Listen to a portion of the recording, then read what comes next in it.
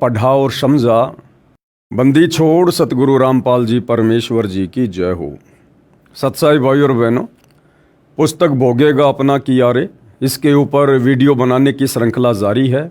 इस पुस्तक के माध्यम से हमने पढ़ा और समझा कि 2006 के करोथा कांड के समय जिन लोगों ने प्रत्यक्ष रूप से या अप्रत्यक्ष रूप से सतगुरु रामपाल जी के ऊपर या उनके भक्तों के ऊपर जो भी झूठे मुकदमे लगवाए, गवाहियाँ दी, या करोथा कांड के समय आश्रम पर हमला करने में प्रत्यक्ष या अप्रत्यक्ष रूप से जैसे भी भूमिका निभाई, आगे चलकर उनको क्या कर्म फल भोगना पड़ा। किसी का बेटा मरा, किसी की बेटी मरी, कोई खुद तड़फ तड़फ के मरा, किसी का पूरा परिवार ही सर्वनाश को प्राप्त हो गया। क्योंकि परमात्मा जी के विधान में लिखा हुआ है कि कबीर मेरे भगत को दुख ना दीजिए कोई, संत दुखाए मैं दुखी मेरा आपा भी दुखी होए। आत्मा दुखी तो परमात्मा दुखी। इसी कड़ी में भाइयों और बहनों हम आगे बढ़ें। ये पुस्तक भोगेगा अपना किया रे हमें और करोथा कांड के विषय में क्या क्या जानकारी दे रही है, जिससे हमें कुछ शिक्षा मिल सके, हम भी भविष्य में संभल कर चल सकें। तो पुस्तक को हम आगे पढ़ें उससे पहले गुरुदेव भगवान का जयकारा लगाएंगे। बंदी छोड़ सतगुरु रामपाल जी परमेश्वर जी की जय हो।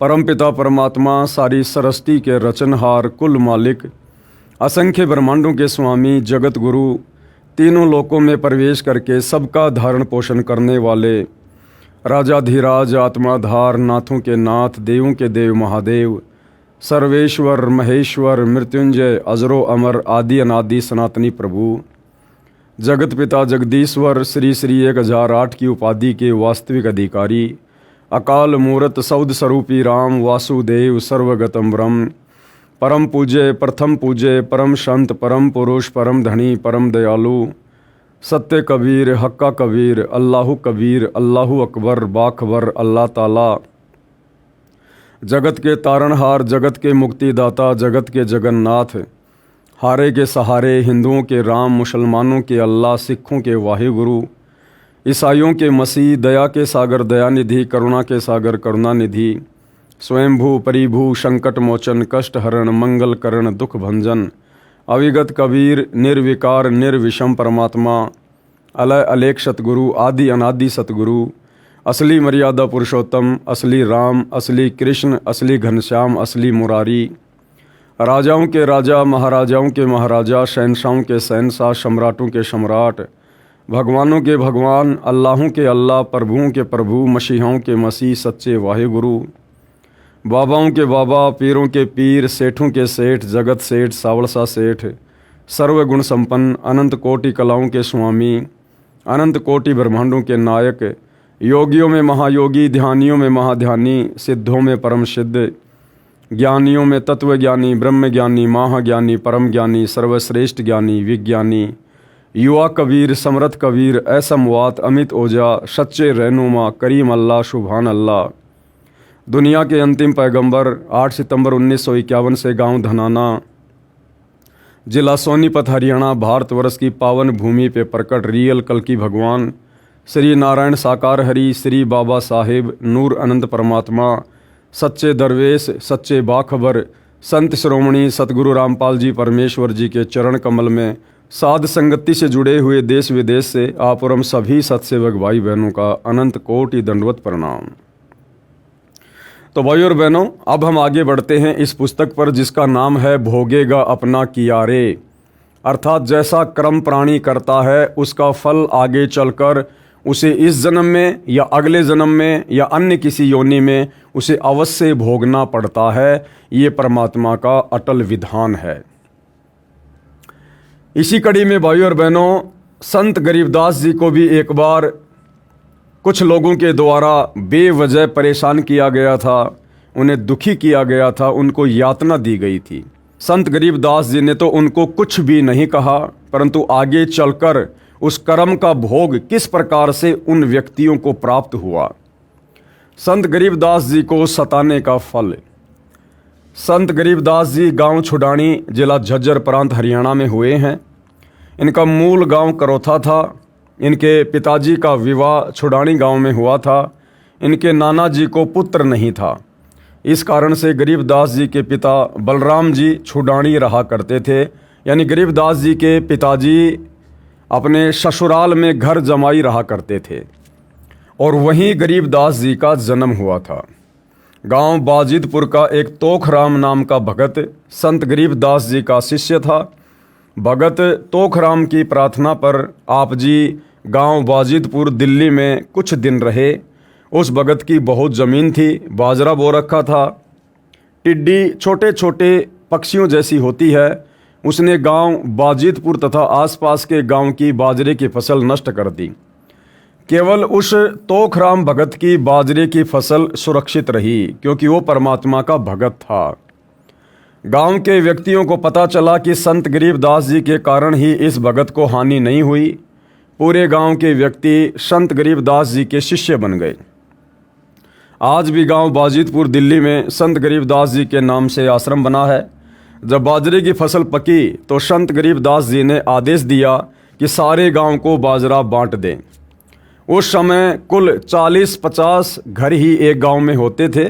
ऐसा ही किया गया। कुछ बाजरा 10-12 बोरी बैलगाड़ी में डालकर गांव छुडानी के लिए भगत तोखराम लेकर चला गया। संत गरीबदास जी भी 250 बीघा यानी 1400 एकड़ ज़मीन के वारिस थे। संत जी ने मना किया था कि परमात्मा की कृपा से वहाँ कोई कमी नहीं है।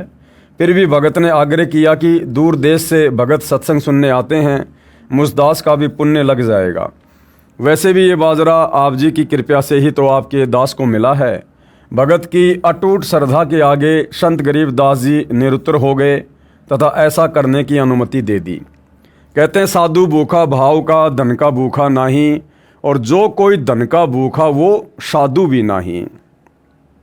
बैलगाड़ी में 10-12 क्विंटल बाजरा भरकर उसी में गरीबदास जी को बैठाकर भगत गांव छुडानी की तरफ शाम को चल पड़ा। रास्ते में गांव काणोदा, वर्तमान जिला झज्जर, प्रांत हरियाणा पड़ता था।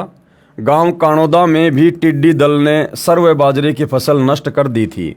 काणोदा गांव के व्यक्तियों ने बाजरे की गाड़ी को जबरदस्ती लूट लिया। संत गरीबदास जी अपने भगत के यहाँ से जो बाजरा लेकर आ रहे थे, काणोदा गांव के लोगों ने उस बाजरे को लूट लिया। भगत ने विरोध किया तो उसको भी मारने पीटने लगे। तब गरीबदास जी ने कहा, आप ऐसा न करो, किसी के धन को लूटना पाप है। गांव में आए व्यक्तियों का अतिथि सत्कार करना चाहिए, भोजन पानी की बात पूछनी चाहिए। आप ये अच्छा नहीं कर रहे हो।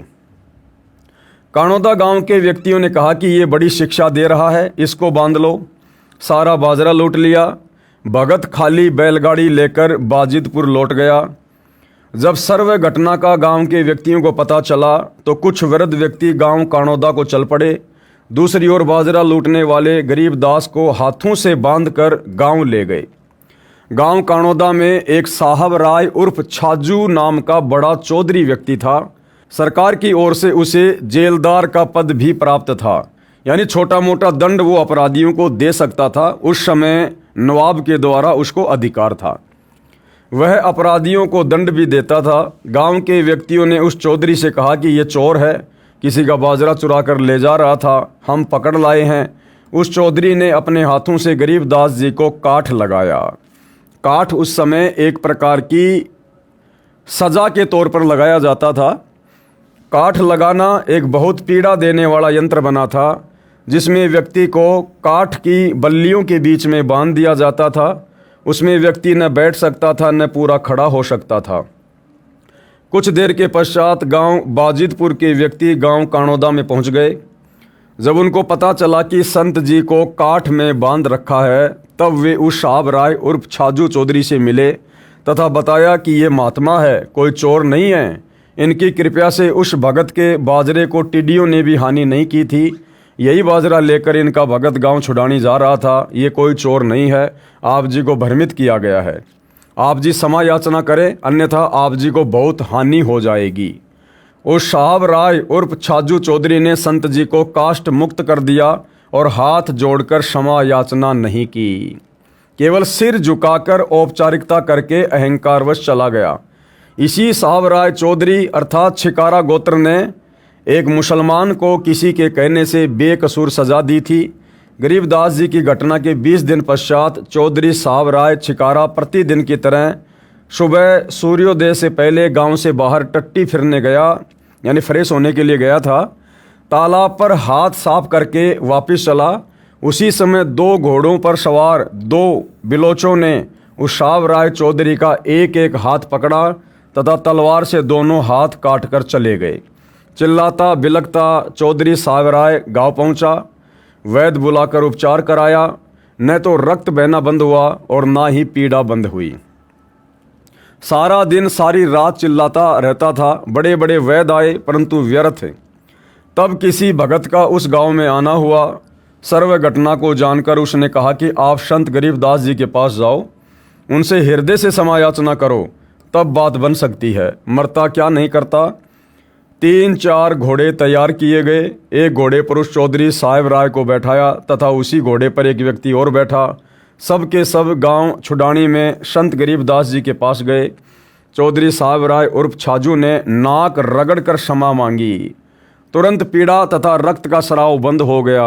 उसी समय तुरंत वो पीड़ा बंद हो गई और खून का बहना भी बंद हो गया। सर्वे व्यक्तियों को बड़ा आश्चर्य हुआ। तब संत गरीबदास जी ने कहा, भाई आपको पद याद है, उसका सदुपयोग करना चाहिए। दंड देने से पहले स्वयं जांच करनी चाहिए। गलती हो भी जाए तो हृदय से क्षमा याचना करनी चाहिए। मैंने आपको कोई बद्दुआ नहीं दी, आप जी ने अपना किया ही भोगा है।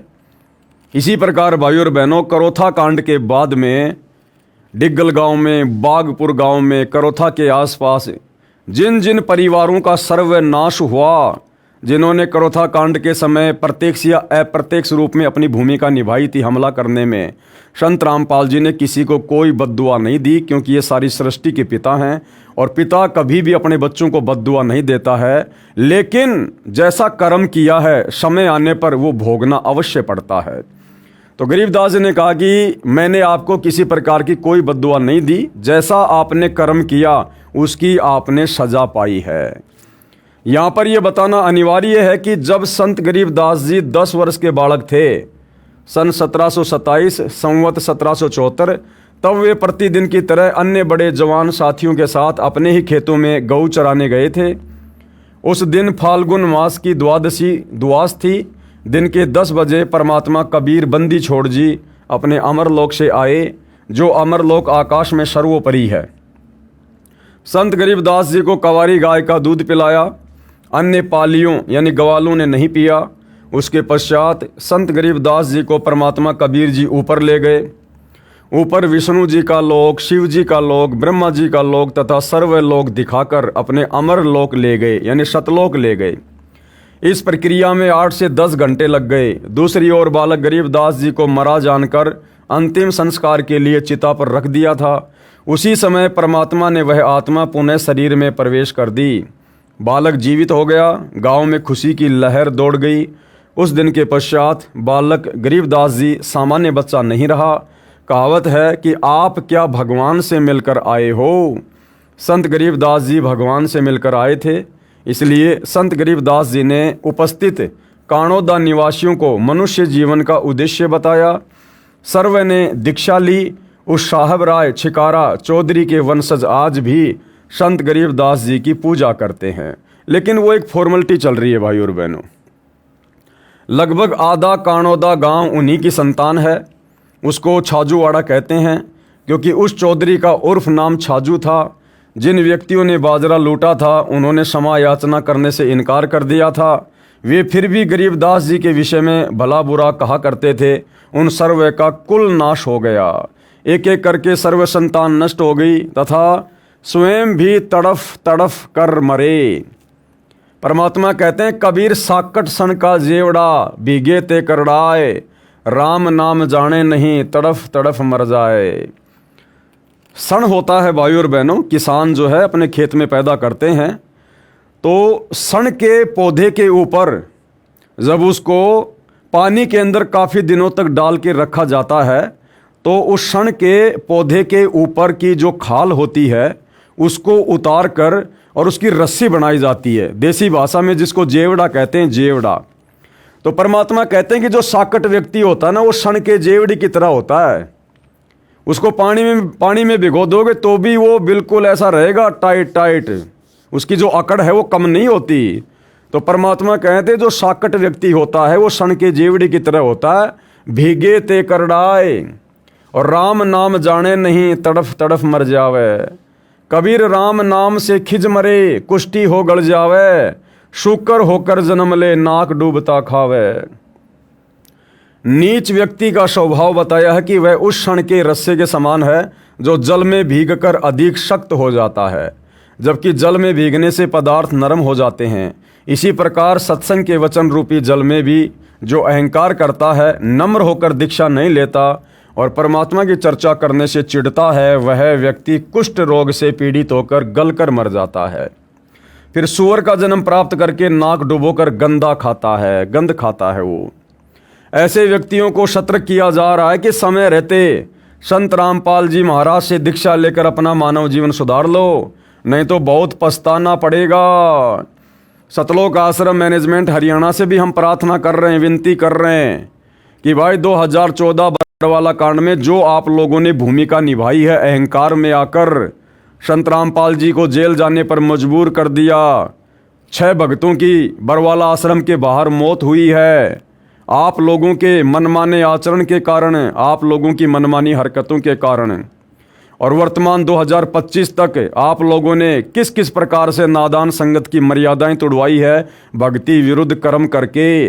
तो आप लोगों से भी हम साथ संगति वाले भाई बहन विनती करते हैं कि भाई सतगुरु रामपाल जी भगवान से नाक रगड़ रगड़ के अपने मनमाने आचरण की क्षमा याचना कर लो। वैसे तो आप लोग गलतियां करने में इतने आगे निकल चुके हो, शायद ही आपको माफ़ी मिले। फिर भी संत बड़े दयालु होते हैं, सतगुरु रामपाल जी से नाक रगड़ रगड़ के बरवाला कांड में और उसके बाद की गई अपनी तमाम गलतियों की क्षमा याचना कर लो, अन्यथा भाई ये पुस्तक आप ही लिख रहे हो, भोगेगा अपना किया रे। गरीबदास जी ने कहा है कि ये संसार समझदा नाही, कहंदा शाम दोपहरे नू, और गरीबदास ये वक्त जात है, रोगे इस पहरे नू, बाद में पछताओगे इन दिनों को याद कर करके। शेख तकी पीर ने अपना किया भोगा। शेख तकी कौन था? 650 साल पहले मुग़ल बादशाह सिकंदर लोदी, जो कि कबीर जी का शिष्य बन गया था, और शेख तकी राजा सिकंदर लोदी का धार्मिक गुरु था, पीर था उसका। और उस व्यक्ति ने परमेश्वर कबीर जी के साथ में 52 प्रकार की बदमाशियाँ की, उनको नीचा दिखाने के लिए, उनको मिटाने के लिए।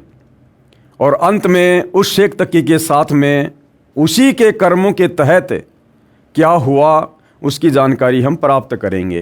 कहने का मतलब भाई और बहनों, संतों को, भक्तों को बेवजह परेशान करना, दुखी करना, फिर आगे चलकर तरह तरह के कष्ट भोगना, ये परमात्मा का विधान है। तो गुरुदेव हमें सतर्क करना चाहते हैं। हम नादानों को पहले से शिक्षा दे रहे हैं कि भाई संतों के साथ, भक्तों के साथ फालतू में बकवाद नहीं करनी चाहिए, मजाक नहीं करना चाहिए। संत भक्तों से तो ज्ञान प्राप्त करके आत्मा का कल्याण करवाना चाहिए। दिल्ली का सम्राट सिकंदर लोदी था, उसको जलन का असाध्य रोग हो गया था। उस राजा का धार्मिक गुरु यानी पीर शेख तकी था, जो भारत के मुसलमानों का प्रधान था। सिकंदर राजा का जलन का रोग किसी भी औषधि से ठीक नहीं हुआ, न किसी हिंदू मुसलमान धर्म की साधनाओं से हुआ। किसी भगत के बताने पर सिकंदर लोदी राजा परमात्मा कबीर जी के पास काशी नगर बनारस गया। परमात्मा कबीर जी के आशीर्वाद मात्र से स्वस्थ हो गया। किसी बात से नाराज होकर सिकंदर लोदी दिल्ली के सम्राट ने स्वामी रामानंद जी की तलवार से गर्दन काट दी थी। उसी समय परमेश्वर कबीर जी वहाँ स्वामी रामानंद जी के आश्रम में प्रतिदिन की तरह आरती करने चले गए। स्वामी रामानंद जी पंडित थे, परमेश्वर कबीर जी ने उनको गुरु धारण कर रखा था। सिकंदर लोदी तथा काशी नरेश वीर देव सिंह बघेल की उपस्थिति में स्वामी रामानंद जी को परमेश्वर कबीर जी ने जीवित कर दिया। सिकंदर लोदी का अधिक रुझान परमात्मा कबीर जी की तरफ हो गया जो पूर्व गुरु शेख तकी को रास नहीं आया, जिस कारण से ईर्ष्यावश कबीर जी को नीचा दिखाने की योजना बनाने लगा, कहीं राजा मुझे त्याग ना दे। इसी योजनावश किसी मुर्दे बालक को जीवित करने की शर्त रखी, जो शवजनों द्वारा अंतिम संस्कार करके दरिया में परवाह कर दिया गया था, जो 12-13 वर्ष की आयु का था। परमात्मा कबीर जी ने हजारों सैनिकों तथा राजा सिकंदर की उपस्थिति में उस बालक को जीवित कर दिया। फिर भी शेख तकी साकट नहीं माना। परमात्मा कबीर जी को मारने की योजना शेख तकी ने बनाई तथा अपनी झोपड़ी में सोए कबीर जी को गुंडों द्वारा तलवार से टुकड़े टुकड़े शेख तकी ने अपनी उपस्थिति में करवा दिए। जब चलने लगे तो परमात्मा कबीर जी खड़े हो गए। जिनके टुकड़े टुकड़े कर दिए गए थे वो परमात्मा तुरंत खड़ा हो गया। इसको कहते हैं अविनाशी। अविनाशी तो उसको जान जिसको मारने में कोई भी सक्षम नहीं है। जब चलने लगे तो परमात्मा कबीर जी खड़े हो गए तथा कहा, हे शेख तकी, आप दास के मेहमान बनकर आए हो, कुछ जलपान करके जाना। ये लीला देखकर कई गुंडों को बुखार हो गया, परंतु शेख तकी साकट नहीं माना। कबीर परमेश्वर जी को शेख तकी ने गहरे झेरे कुएं में डालकर अपने हजारों साथियों से उसमें ऊपर से मिट्टी भर दी। फिर सिकंदर लोदी ने राजा से जाकर कहा कि हे राजन, जिसे आप अल्लाह का अवतार कहते थे, उसको जनता ने सूखे कुएं में मिट्टी में दबा दिया, वह मर गया। सिकंदर लोदी ने कहा, हे पीर जी, अपने कर्म ना खराब कर तथा न ही भोली जनता के कर्म बिगड़वा। देख, मेरे दूसरे कमरे में बैठे हैं अल्लाह कबीर। शेख तकी ने अपने साथियों सहित जाकर उस कमरे में देखा तो कबीर जी वहाँ बैठे माला फेर रहे थे, लेकिन शेख तकी साकट फिर भी बाज नहीं आया। सरसों के तेल को कढ़ाई में उबाला, कबीर जी को उसमें प्रवेश होने के लिए विवश किया। कबीर जी उस उबलते तेल के कढ़ाई में बैठ गए, कुछ भी नहीं हुआ, आराम से बैठे हैं। शेख तकी ने कहा कि यह जादू जंत्र जानता है, इसने तेल की तासीर ठंडी कर दी। सिकंदर लोदी राजा ने तेल की जांच करने के लिए हाथ की उंगली तेल में डाली तो उंगली जलकर कढ़ाई में गिरकर भुन गई। सिकंदर लोदी दर्द के मारे अचेत हो गया। परमेश्वर कबीर जी कढ़ाई से बाहर आए, हाथ की उंगली साबित कर दी। तब सिकंदर लोदी को होश आया। उस दिन हजारों की संख्या में हिंदू तथा मुसलमान दर्शक परमेश्वर कबीर जी के शिष्य बने, परंतु नहीं माना साकट शेख तकी। शेख तकी की लड़की की मृत्यु के पश्चात जमीन में कब्र बनाकर दबा रखी थी। शेख तकी की शर्त पर परमात्मा कबीर जी ने उस लड़की को कब्र से निकलवा कर जीवित कर दिया। उस लड़की ने 1.5 घंटे तक उपस्थित दर्शकों को बताया कि ये अल्लाह कबीर है, पूर्ण ब्रह्म परमात्मा है। उपस्थित हजारों दर्शकों ने कबीर जी से दीक्षा ली, परंतु नहीं माना साकट शेख तकी। परमेश्वर कबीर जी दोनों धर्मों के व्यक्तियों को समझाया करते थे कि आपके धर्मगुरु परमात्मा प्राप्ति के यथार्थ ज्ञान से खाली हैं और मेरे पास वह सत्य भक्ति है जिससे आप यहाँ भी सुखी तथा परलोक में भी सुखी हो जाओगे। आप एक परमात्मा के बच्चे हो, जिस कारण से दोनों धर्मों हिंदू तथा मुसलमान के धर्मगुरु अपने धर्म की जनता को भ्रमित करते थे तथा परमात्मा कबीर जी में बहुत सारे दोष निकालकर जनता को दूर रखते थे। जब देखा कि परमेश्वर कबीर जी मारे से मर नहीं रहे, ना ज्ञान में हार रहे, तो एक योजना बनाई। भारतवर्ष में जितने भी हिंदू तथा मुसलमान गुरुओं के आश्रम थे, सबको झूठी चिट्ठी लिखकर भेज दी कि कबीर पुत्र नीरू शहर काशी में 3 दिन का भंडारा करेगा। प्रति भोजन के पश्चात प्रत्येक को 1 सोने की मोहर यानी 10 ग्राम सोना और एक दोहर। दोहर क्या होती थी? उस समय का सर्वश्रेष्ठ कंबल, वो भी देगा। 18 लाख महात्मा भगत भोजन भंडारा करने काशी नगर में आ गए, उस सोने की मोहर और दोहर के चक्कर में। परमेश्वर कबीर जी तथा अन्य रूप में एक केशव नाम का बंजारा यानी व्यापारी बनकर अपने शतलोक स्थान आकाश से 9 लाख बैलों के ऊपर आए। भक्तों ने थैलों में खाने का कुछ पका पकाया, कुछ कच्चा सामान लेकर काशी शहर में टेंट लगाकर उनमें सारा सामान रख दिया। शतलोक स्थान आकाश से ही लाखों भगत सेवा करने के लिए आए थे। भंडारा शुरू हुआ। यहाँ पर स्पष्ट करना उचित समझते हैं कि परमेश्वर कबीर जी का जन्म किसी माँ से नहीं हुआ था, क्योंकि परमेश्वर कबीर स्वयंभू हैं, परिभू हैं, सर्वेश्वर हैं, महेश्वर हैं। ना सतगुरु जननी जने जाके माना बाप, पिंड ब्रह्मंड से रहित है ना वहाँ तीनों ताप। परमात्मा कबीर जी का जन्म किसी माँ से नहीं हुआ था। विक्रमी संवत 1455 सन 1398 जेठ मास की पूर्णमासी को सुबह सूर्योदय से 1.5 घंटा पहले परमात्मा कबीर जी आकाश से सतलोक स्थान से सशरीर चलकर आए थे। एक शिशु रूप में काशी शहर के बाहर जंगल में लहर तारा नामक तालाब में कमल के फूल पर प्रकट हुए थे। इसके प्रत्यक्ष दृष्टा एक अष्टानंद ऋषि थे जो प्रतिदिन उसी तालाब पर स्नान करने जाया करते थे। कमल के फूल से नीरू नामक निसंतान जुलाहा शिशु रूपधारी परमेश्वर को अपनी पत्नी सहित घर ले गए। बालक का नाम कबीर रखा, इसलिए यहाँ पर नीरू पुत्र लिखा है। शेख तकी राजा सिकंदर को भी चिट्ठी देकर साथ ले आया। यानी पूरे भारतवर्ष में शेख तकी ने परमात्मा कबीर जी को नीचा दिखाने के लिए कि कबीर तो निर्धन है, जुलाहा है, खुद का परिवार भी बड़ी मुश्किल से चला रहा है। 18 लाख लोगों को, दुनिया भर के साधु संतों को जो काशी में इकट्ठा होंगे, उनको कैसे भोजन करवाएगा, कहाँ से उनको सोने की मोहर देगा, दोहर देगा। और जब इतने सारे लोग यहाँ इकट्ठे हो जाएंगे तो ये कबीर अवश्य काशी छोड़कर भाग जाएगा, अन्यथा लोग पीट पीट कर उसको मार देंगे। ऐसी योजना शेख तकी ने और अन्य लोगों ने मिलकर बनाई। परंतु भाई परमात्मा तो परमात्मा है जो तीनों लोकों में प्रवेश करके सबको भोजन पानी दे रहा है। 18 लाख लोग उसके लिए क्या हैं? उन 18 लाख लोगों को प्रतिदिन वो जहाँ भी खाना खा रहे थे वही परमात्मा तो दे रहा था। अब अगर एक जगह इकट्ठे होकर खा लेंगे तो कौन सी बड़ी बात है। लेकिन शेख तकी ईर्ष्यावश कबीर जी को एक सच्चा या कुछ अच्छा साधु भी नहीं मानता था। तो शेख तकी ने उस दिन राजा सिकंदर लोदी को भी साथ ले लिया और कहा कि आपके गुरुजी भंडारा कर रहे हैं कबीर, चलो साथ में। इसलिए कि वहाँ कबीर मिलेगा नहीं, दुनिया वहाँ पर गालियाँ निकाल रही होगी और राजा के दिल में कबीर जी के प्रति श्रद्धा कम हो जाएगी और तेरी चौधर बरकरार बनी रहेगी। ये सोचकर शेख तकी ने सिकंदर लोदी को भी साथ में ले लिया। शेख तकी राजा सिकंदर को भी चिट्ठी देकर साथ ले आया। उसने सोचा था कि कबीर शहर छोड़कर भाग गया होगा, परंतु वहाँ जाकर देखा तो कुछ और ही कमाल था। सिकंदर लोदी बड़ा खुश हुआ। परमात्मा कबीर जी दूसरे रूप में अपनी झोपड़ी में रविदास संत जी के साथ बैठे थे।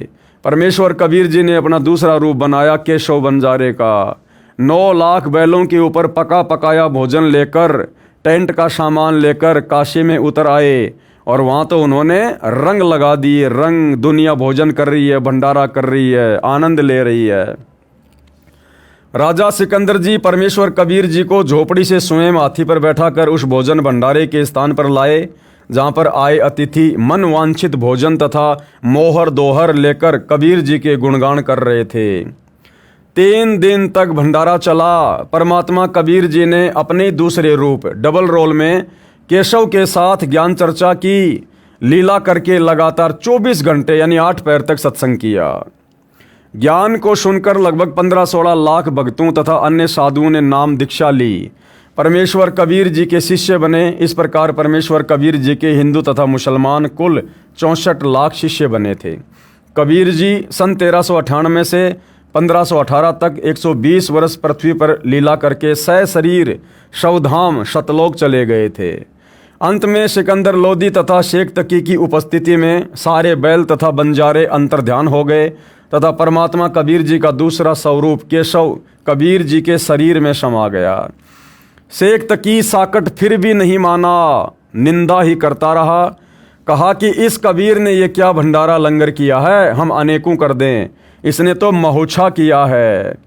महोछा कहते हैं जवान मौत होने पर किसी गुरु के आदेश अनुसार क्रिया कराने को, जिसमें घर वाले दुखी मन से मजबूरी जानकर कुछ भोजन की व्यवस्था करते हैं। और जग जोनार उसे कहते हैं। जैसे किसी के घर विवाह के घने वर्षों उपरांत पुत्र प्राप्त होता था तो वे जग यानी यज्ञ अनुष्ठान करते थे, तो दिल खोलकर पैसा खर्च करते थे। परमेश्वर कबीर जी के उस भंडारे यानी लंगर के विषय में अच्छी आत्माएं तो कह रही थी कि जग जोनार यानी जीमणवार की है। ऐसी व्यवस्था, ऐसा मन भावन भोजन, मोहर दोहर का दान न कभी देखा न सुना। जय हो कबीर परमेश्वर की। दूसरी ओर हिंदू तथा मुसलमानों के धर्मगुरु जले भुने कह रहे थे कि कबीर जी ने तो मौछाशा किया है, खाक भंडारा है ये। इसके विषय में संत गरीबदास जी ने अपनी अमृतवाणी में कहा है कि गरीब कोई कहे जग जो नार करी है, कोई कहे महोछारे, बड़े बड़ाई करया करें गाड़ी काढ़े ओछारे। शेख तकी ने परमात्मा को नहीं पहचाना, काल का पक्का दूत साबित हुआ तथा अंत में ओछा शेख तकी गूंगा बहरा होकर टक्कर मार मार कर मौत को प्राप्त हुआ। अपना किया भोगा तथा नरक का भागी बना। जबकि भाइयों और बहनों, परमात्मा मौका देता है। शेख तकी को काफ़ी वर्षों तक परमात्मा जी ने मौका दिया। उसकी आंखों के सामने परमात्मा ने प्रत्यक्ष चमत्कार करके दिखाए, मुर्दों को जिंदा करके दिखाया। उसके बावजूद भी शेख तकी के अंदर से वो ईर्ष्या खत्म नहीं हुई और अंत में अपने किया का फल भोगा, अपने किए कर्मों का फल भोगा और मरने के बाद में नरक का भी भागी बना। महर्षि दयानंद का अज्ञान, आर्य समाज के प्रवर्तक महर्षि दयानंद का अज्ञान। महर्षि दयानंद का वेद विरुद्ध ज्ञान, शेष प्रश्न 3 से लगातार। महर्षि दयानंद जी सत्यार्थ प्रकाश के समोल्लास 7 पेज नंबर 162, समोल्लास 8 पेज नंबर 178, 179, समोल्लास नंबर 8 पेज नंबर 191 तथा समोल्लास 7 पेज नंबर 164 पर लिखते हैं कि परमात्मा जीव तथा प्रकृति रज सत तम अनादि है। भावार्थ है कि परमात्मा ने जीव तथा प्रकृति जो 3 गुणों रजगुण, सतगुण तथा तमगुण से मिलकर बनती है उसको उत्पन्न नहीं किया। ये भी परमात्मा की तरह स्वयंभू है, अर्थात भाई बहन सिद्ध कर दिए। शेख तकी कह रहा कि रजगुण, तमगुण, सतगुण ये स्वयंभू हैं, अपने आप प्रकट हुए हैं। पुस्तक ऋग्वेदादि भाष्य भूमिका नामक पुस्तक के पेज नंबर 117-118 में वेद मंत्र का अनुवाद करते समय खंडन किया है कि सृष्टि रचना से पहले केवल एक परमात्मा था। उस समय रज सत तम अर्थात 3 गुण नहीं थे, जिसको महर्षि दयानंद ने प्रकृति कहा है। उसी को प्रधान भी कहा जाता है, वे भी नहीं थे। इससे भी समय सिद्ध हुआ कि पहले केवल परमात्मा थे, बाद में सृष्टि रचना के समय प्रकृति तथा जीव परमात्मा ने ही उत्पन्न किए। वेदों में प्रमाण है कि परमात्मा ने प्रकृति तथा जीव को भी उत्पन्न किया। प्रकृति यानी ये दुर्गा और जीव यानी आप और हम सभी आत्माएं। ऋग्वेद मंडल 10 सूक्त 72 मंत्र 1 और 9, बड़े आकार वाले ऋग्वेद द्वितीय भाग सूक्त 72 के मंत्र 9 में अदिति का अर्थ है प्रकृति किया है। मंत्र 4 व 5 में लिखा है कि हे दक्ष, ईश्वर से अदिति अर्थात प्रकृति उत्पन्न हुई। छोटे ऋग्वेद के ऋग्वेद मंडल 10 सूक्त 72 मंत्र 8 से प्रकृति का अर्थ अदिति किया है। जिस रजगुण, सतगुण तथा तमगुण को महर्षि जी ने प्रकृति कहा है, सृष्टि से पूर्व नहीं था। इससे सिद्ध हुआ कि प्रकृति को भी परमात्मा ने उत्पन्न किया है। यानी भाइयों और बहनों, जब तक तत्व ज्ञान नहीं होगा, चाहे महर्षि हो चाहे कोई सिद्ध हो, वो केवल खिचड़ी ज्ञान ही समाज में पेश कर सकता है। जब तक इंसान को सृष्टि रचना का यथार्थ ज्ञान नहीं होगा, वो ना तो स्वयं किसी धर्म ग्रंथ को समझ सकता है, ना किसी को समझा सकता है। तो यही स्थिति आर्य समाज के प्रवर्तक श्री दयानंद जी की थी। सामवेद मंत्र संख्या 527 में तथा ऋग्वेद मंडल 9 सूक्त 9 मंत्र 1 में स्पष्ट है कि परमात्मा ने जीव आत्मा को तथा प्रकृति को उत्पन्न किया है। लिखा है, जब यह सृष्टि उत्पन्न नहीं हुई थी, इससे यह भी सिद्ध है कि सृष्टि उत्पन्न हुई है तथा प्रारंभ हुई है। महर्षि दयानंद का सत्यार्थ प्रकाश वाला ज्ञान गलत सिद्ध हुआ, जिसमें कहा है कि जीव की उत्पत्ति नहीं हुई, सृष्टि का प्रारंभ नहीं हुआ। ये तो अनादिकाल से चली आ रही है। प्रकृति भी उत्पन्न नहीं हुई। जीव, प्रकृति तथा परमात्मा अनादि है। महर्षि दयानंद ने यह भी कहा है कि जीव की उत्पत्ति परमात्मा ने नहीं की। ये भी गलत सिद्ध हुआ, क्योंकि ऊपर वर्णित वेद मंत्रों में सिद्ध हो चुका है कि परमात्मा ने जीव तथा प्रकृति की भी उत्पत्ति की है। कहने का मतलब भाइयों और बहनों, श्री दयानंद सरस्वती जी ने जो ज्ञान अपनी पुस्तक सत्यार्थ प्रकाश में लिखा है, वो टोटली ज्ञान वेदों के विरुद्ध है।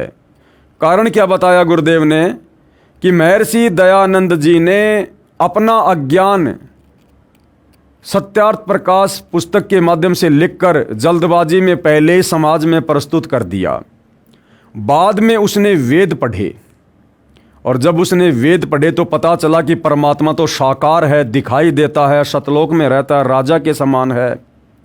बहुत सारी बातों का उसे पता चला।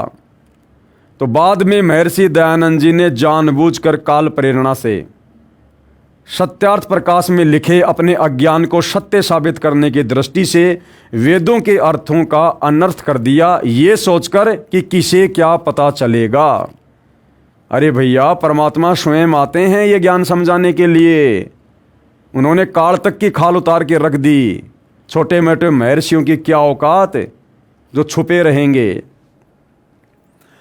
सत्यार्थ प्रकाश के पेज नंबर 191 समोल्लास 8 में महर्षि दयानंद जी ने कहा है कि सृष्टि का कभी आरंभ भी नहीं होता है, न अंत होता है, परवार रूप से अनादि है। फिर सत्यार्थ प्रकाश समोल्लास 8 पेज नंबर 190, 191, 177 तथा समोल्लास 4 पेज नंबर 76 के, समोल्लास 7 पेज नंबर 152 पर यजुर्वेद अध्याय 13 मंत्र 4 का अनुवाद करके खंडन किया है कि सृष्टि से पहले केवल एक परमात्मा था। इसका मतलब सृष्टि की भी उत्पत्ति हुई है, अर्थात परमात्मा ने सृष्टि की उत्पत्ति की है। लेकिन महर्षि दयानंद जी ऐसा नहीं मानते। इससे सिद्ध है कि सृष्टि प्रारंभ हुई है तथा उसके पश्चात परमात्मा के विधान अनुसार उत्पत्ति तथा प्रलय का क्रम प्रारंभ हुआ। सत्यार्थ प्रकाश के समोल्लास नंबर 9 पेज नंबर 203 पर महर्षि दयानंद जी ने कहा है कि मोक्ष प्राप्त प्राणी किसी लोक में स्थित होकर मोक्ष सुख को नहीं भोगता, अपितु विचरण करता है। फिर यजुर्वेद अध्याय 15 मंत्र 13, 14 में खंडन तथा सत्यार्थ प्रकाश के पेज नंबर 205, 206 समोल्लास 9 में खंडन किया है। ऋग्वेदादि भाष्य भूमिका पृष्ठ 195, 257 पर खंडन किया है। लिखा है कि मोक्ष प्राप्त प्राणी स्वर्ग लोक में स्थित होकर मोक्ष सुख का भोगता है। यानी खुद ही अपनी बात को महर्षि जी लिखते हैं और खुद ही फिर उसका खंडन कर देते हैं। महर्षि दयानंद जी कहते हैं कि सर्वप्रथम ब्रह्म ने 4 ऋषियों को वेदों का ज्ञान कराया। उससे पहले कोई वेदों को नहीं जानता था। ये भी कहा है कि सर्वप्रथम इन 4 ऋषियों को वेद ज्ञान इसलिए दिया क्योंकि ये ही सबसे पवित्र थे।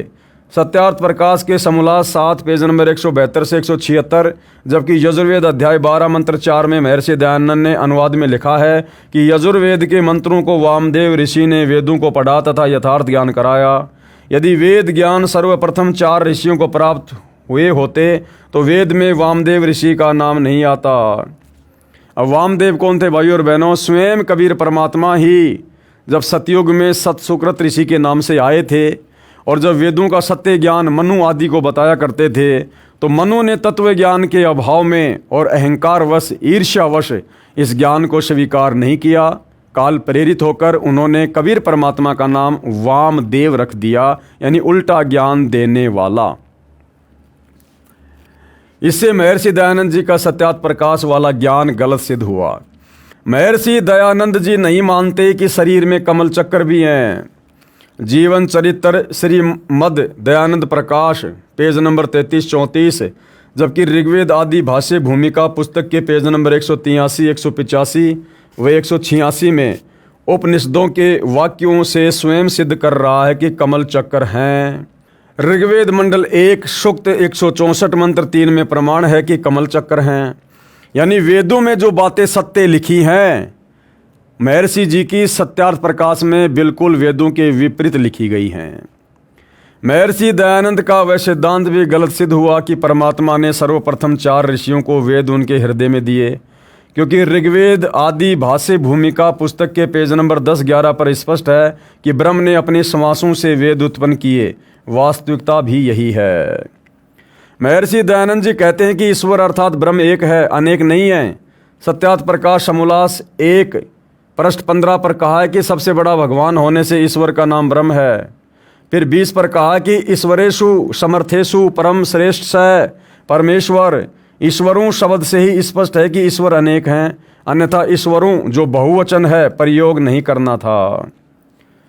सत्यार्थ प्रकाश समोल्लास 7 पेज नंबर 155 पर परब्रह्म से मेल कहा है। पृष्ठ 151 पर कहा है कि वेदों में कहीं भी अनेक ईश्वर नहीं लिखा है। यजुर्वेद अध्याय 40 मंत्र 17 में 2 परमात्मा सिद्ध हैं।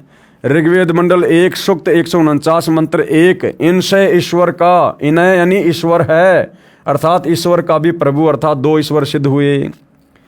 महर्षि दयानंद नहीं मानते कि नरक तथा स्वर्ग स्थान है। सत्यार्थ प्रकाश पृष्ठ 512 पर ऋग्वेद मंडल 7 सूक्त 86 मंत्र 1 में लिखा है कि परमात्मा नरक तथा स्वर्ग को 2 प्रकार से रचता है।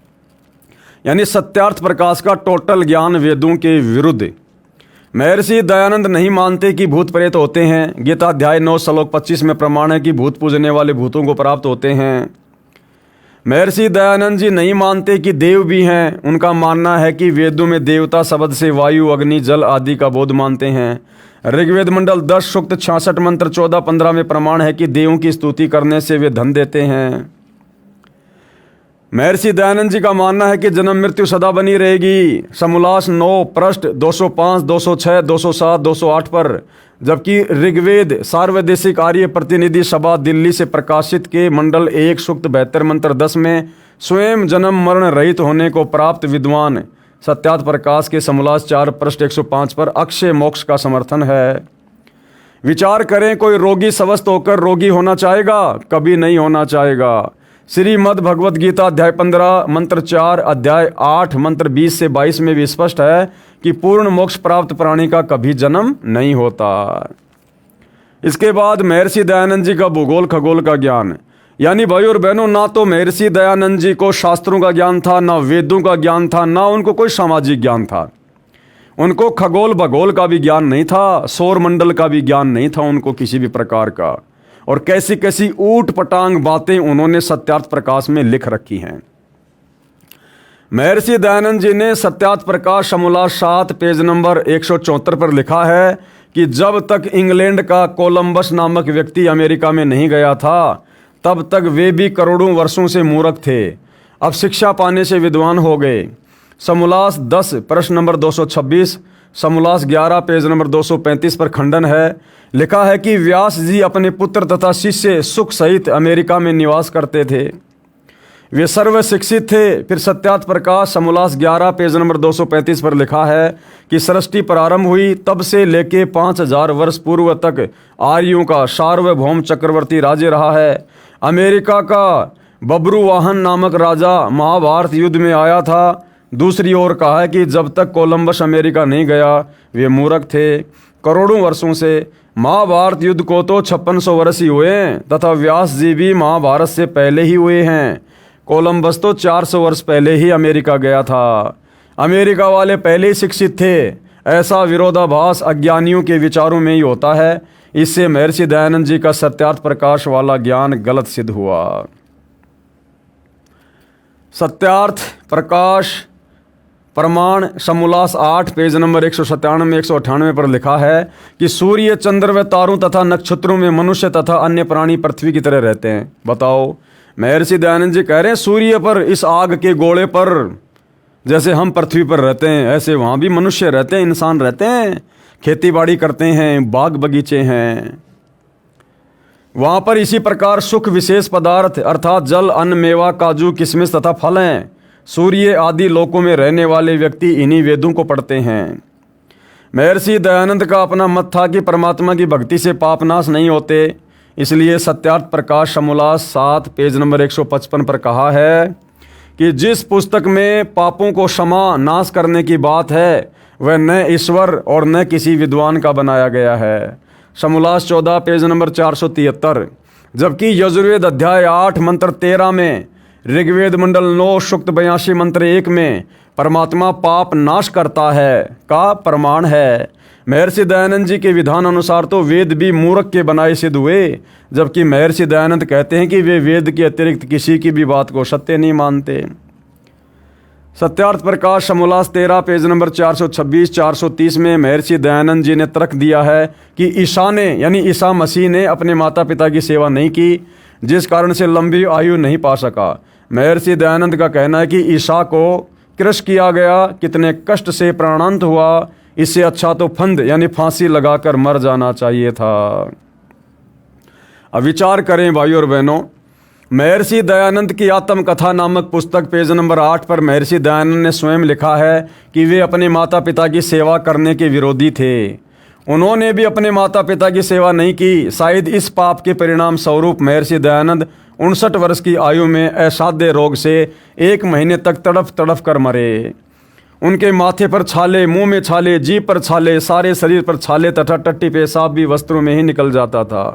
प्रमाण है पुस्तक श्री मद दयानंद प्रकाश पेज नंबर 437, 443, 444, 445, 446, 447 से। महर्षि दयानंद जी ने समोल्लास 3 पेज नंबर 44 पर कहा है कि जो व्यक्ति 48 वर्ष तक ब्रह्मचर्य का सेवन करता है वह 400 वर्षों तक जीवित रहता है। महर्षि दयानंद तो आमरण ब्रह्मचार्य का दावा करते थे कि मैं तो आजीवन ब्रह्मचार्य का पालन किया है मैंने। वे स्वयं अश्वनी, आशोज, बदी, चतुर्दशी संवत 1940 से कार्तिक अमावस्या संवत 1940 तक 1 महीना रोग की महापीड़ा को झेलकर 59 वर्ष की आयु में मर गए। जबकि ये तो आजीवन ब्रह्मचार्य का पालन किया करते थे जैसा कि ये कह रहे हैं। तो 400 साल तो बहुत दूर की बात है, ये तो खाली 59 साल की उम्र में ही मर गए। प्रमाण पुस्तक श्री मद दयानंद प्रकाश पेज नंबर 437 तथा 451 तथा पेज नंबर 437, 438, 443 से 447 पर। सत्यार्थ प्रकाश समोल्लास 13 पेज नंबर 444 पर समीक्षा संख्या 125 में ईसाइयों की आलोचना में कहा है कि एक स्त्री सूर्य पहने है, यानी एक स्त्री ने सूर्य को पहन रखा है, चांद उसके पांव तले हैं। महर्षि दयानंद स्वयं कह रहा है कि सूर्य पर मनुष्य व अन्य प्राणी रहते हैं, वहाँ सर्व सुख पदार्थ जैसे गेहूं, चना, काजू आदि मेवा फल हैं। सत्यार्थ प्रकाश के समोल्लास 8 पेज नंबर 197, 198 में। यानी टोटल भाई और बहनों उवाबाई भर रखी है, मनमाना ज्ञान ठोक रखा है सत्यार्थ में। महर्षि दयानंद का वेद ज्ञान, एक मंत्र का 2 वेदों में अर्थ किया है, दूसरे के विपरीत अर्थ है। यजुर्वेद अध्याय 5 मंत्र 20, ऋग्वेद मंडल 1 सूक्त 154 मंत्र 2, गायत्री मंत्र यजुर्वेद अध्याय 36 मंत्र 3 में अन्य अर्थ हैं तथा सत्यार्थ प्रकाश समोल्लास 3 पेज नंबर 38-39 पर अन्य अर्थ हैं। महर्षि दयानंद व्यसन था, वो विकारी आदमी था, नशा भी किया करता था। महर्षि दयानंद सरस्वती, महर्षि दयानंद भांग पीते थे। बताओ भाई और बहनों, भांग पीने वाला समाज सुधारक कैसे हुआ? इसका प्रमाण है पुस्तक श्री मद दयानंद प्रकाश, प्रकाशक हैं सार्वदेशिक आय प्रतिनिधि सभा दिल्ली के पेज नंबर 34 और 35 पर। पुस्तक आत्मकथा पेज नंबर 22 पर। महर्षि दयानंद हुलास सूंघता था, इसका प्रमाण है पेज नंबर 129 पर। हुक्का पिया करता था, पेज नंबर 302 पर प्रमाण है। पान भी खाता था, पृष्ठ 911 पर। और तंबाकू खाते सूंघते थे, पेज नंबर 208 पर प्रमाण है। उपरोक्त प्रमाण पुस्तक महर्षि दयानंद सरस्वती का जीवन चरित्र, प्रकाशक हैं आर्य समाज नयाबास दिल्ली। महर्षि दयानंद चाय पीता था, क्योंकि चाय भी भाइयों और बहनों एक नशा है। पुस्तक नव जागरण के पुरोधा दयानंद सरस्वती, प्रश्न नंबर 381 पर। महर्षि दयानंद को विष नहीं दिया गया, उसकी मृत्यु रोग के कारण हुई थी। महर्षि दयानंद लोग झूठ फैला की लहर उनकी मृत्यु रोग से। इसका प्रमाण है पुस्तक दयानंद चरित पेज नंबर 216 तथा पुस्तक श्री मद दयानंद प्रकाश पेज नंबर 437 पर। पुस्तक नव जागरण के पुरोधा दयानंद सरस्वती, प्रकाशक परोपकारिणी सभा के सरगंज अजमेर राजस्थान, पेज नंबर 529, 530, 531, 536 पर। महर्षि दयानंद का सन 1857 के स्वतंत्रता संग्राम में कोई योगदान नहीं था। इसका प्रमाण है पुस्तक नव जागरण के पुरोधा दयानंद सरस्वती 38, 41, 42, 43, 44, 45 पर। महर्षि दयानंद द्वारा अन्य महापुरुषों तथा धर्मों की मिथ्या आलोचना, बंदी छोड़ कबीर परमेश्वर जी के ज्ञान विचार। सत्यार्थ प्रकाश के समोल्लास 11 पेज नंबर 306 और 307 पर। सिख धर्म के प्रवर्तक नानक देव साहब जी की मिथ्या आलोचना तथा नानक देव जी को मूर्ख कहा गया है महर्षि दयानंद जी की इस पुस्तक में। श्री गुरु ग्रंथ साहिब जी को पुराणों तुल्य मिथ्या ज्ञान कहा है। सत्यार्थ प्रकाश समोल्लास 11 पेज नंबर 307 से 309। महर्षि दयानंद जी कहते हैं कि एक रामदास नाम के संत अनुसूचित जाति से संबंध रखते थे। महर्षि दयानंद ने उसको जाति का ढेड कह के संबोधित किया है। सत्यार्थ प्रकाश के समोल्लास 11 पेज नंबर 311 पर। महर्षि दयानंद जी ने ईसाइयों को मूर्ख, जंगली, दम्भी कहा है। सत्यार्थ प्रकाश समोल्लास 13 पेज नंबर 407, 410, 414, 417, 425, 419, 428, 437 पर मुसलमान धर्म के ऊपर अभद्र कटाक्ष किया है। सत्यार्थ प्रकाश के समोल्लास 14 पेज नंबर 450, 451, 506, 507, 476, 477, 480 पर 483, 485, 486, 489, 494 और 499 पर महर्षि दयानंद जी कहते थे कि परमात्मा रोग नाश नहीं करता। समोल्लास 14 पेज नंबर 488 पर, जबकि ऋग्वेद मंडल 10 सूक्त 161 मंत्र 2 में लिखा है परमात्मा अपने साधक का असाध्य रोग नाश करके 100 वर्ष की आयु प्रदान कर देता है। यानी भाइयों और बहनों, कितनी उआबाई, कितना झूठ महर्षि दयानंद ने अपनी सत्यार्थ प्रकाश में लिखा हुआ है, जिसको आर्य समाज शिरोधार्य मानता था, वेदों के अनुसार लिखी हुई पुस्तक मानता था। और इस अज्ञान को पढ़ते पढ़ते उनकी पीढ़ियां गुजर गई थी। अब जब सतगुरु रामपाल जी ने आकर ये सच्चाई समाचार पत्रों के माध्यम से, सत्संगों के माध्यम से आम समाज में धीरे धीरे उजागर की, तो आर्य समाज के आचार्यों के पेट में दर्द होने लगा, क्योंकि उनका धंधा इन्हीं पुस्तकों को बेचकर दान धर्म से चल रहा था। तो उन आचार्यों ने नादान जनता को संत रामपाल जी के खिलाफ भड़काना शुरू कर दिया। महर्षि दयानंद जी को यथार्थ आध्यात्मिक ज्ञान नहीं था। वे किसी मंत्र ओम नाम के जाप के पक्ष में नहीं थे। इसका प्रमाण कहाँ है? सत्यार्थ प्रकाश के समोल्लास 11 पेज नंबर 263, 264। जबकि यजुर्वेद अध्याय 40 मंत्र 15 के अनुवाद में महर्षि दयानंद ने स्पष्ट किया है कि जिस परमात्मा का नाम ओम है उसका सुमरण करें, न कि ओम मंत्र का। पुस्तक महर्षि दयानंद सरस्वती का जीवन चरित्र, प्रकाशक हैं आर्य समाज, नया आवास, दिल्ली। इसके पेज नंबर 62 पर एक पुजारी के द्वारा ये पूछने पर कि परमात्मा का कौन सा नाम जाप करें, उत्तर में महर्षि दयानंद ने कहा सच्चिदानंद, यही नाम जाप किया करो और नहीं। तथा पुस्तक नव जागरण के पुरोधा दयानंद सरस्वती के पेज नंबर 93 तथा 83 पर गायत्री मंत्र का जाप करने को कहता था। हर बात में दोगलापन। महर्षि दयानंद को वेद ज्ञान भी नहीं था। सत्यार्थ प्रकाश के समोल्लास 3 पेज नंबर 38 पर गायत्री मंत्र के विषय में कहा है कि भू भवः स्वः, ये 3 वचन तैतरीय आरंक्य के हैं। यदि वेद ज्ञान होता तो कहते कि ये पूरा मंत्र यजुर्वेद अध्याय 36 मंत्र 3 का है। यजुर्वेद अध्याय 36 मंत्र 3 का अनुवाद भी महर्षि दयानंद ने ही किया है, जो सत्यार्थ प्रकाश वाले अनुवाद से अलग है। कारण ये है कि महर्षि दयानंद भांग का सेवन करता था। प्रमाण महर्षि दयानंद की आत्मकथा पुस्तक के पेज नंबर 8 पर, पुस्तक नव जागरण के पुरोधा दयानंद सरस्वती पेज नंबर 36 पर, पुस्तक महर्षि दयानंद सरस्वती का जीवन चरित्र पेज नंबर 50 पर लिखा है कि वो भांग पिया करता था। इसलिए सत्यार्थ प्रकाश में किए अनुवाद से भिन्न अर्थ यजुर्वेद के अनुवाद करते समय याद नहीं रहा कि मैं क्या अनुवाद कर रहा हूँ। वास्तविकता यह है कि गायत्री मंत्र की व्याख्या जो सत्यार्थ प्रकाश में की है वह किसी की नकल उतारी है। यजुर्वेद अध्याय 36 मंत्र 3 का अनुवाद महर्षि दयानंद का है। यदि भांग का सेवन छोड़ दिया होता तो याद रहता कि सत्यार्थ प्रकाश के समोल्लास 3 पेज नंबर 38 पर क्या अनुवाद किया है, क्योंकि सत्यार्थ प्रकाश को दूसरी बार भाद्रपद संवत 1939 को शुद्ध करके लिखा गया। प्रमाण सत्यार्थ प्रकाश की भूमिका पेज नंबर 8 तथा 12 पर। संवत 1940 में महर्षि दयानंद जी की मृत्यु हो गई थी। यजुर्वेद का पूरा ऋग्वेद का 1 से 6 मंडल का अनुवाद संवत 1934 से संवत 1939 तक किया, 5 वर्षों में किया तथा 1940 संवत में महर्षि दयानंद जी की मृत्यु हो गई। इससे यह सिद्ध हुआ कि सत्यार्थ प्रकाश का संशोधन व यजुर्वेद का अनुवाद साथ साथ किया गया तथा महर्षि दयानंद को ये ज्ञान नहीं कि जिसे गायत्री मंत्र कहा है उसका सत्यार्थ प्रकाश में क्या अर्थ है तथा वेद भाष्य में क्या किया गया है। इससे स्वयं सिद्ध है कि महर्षि दयानंद ने भांग पीना त्यागा नहीं।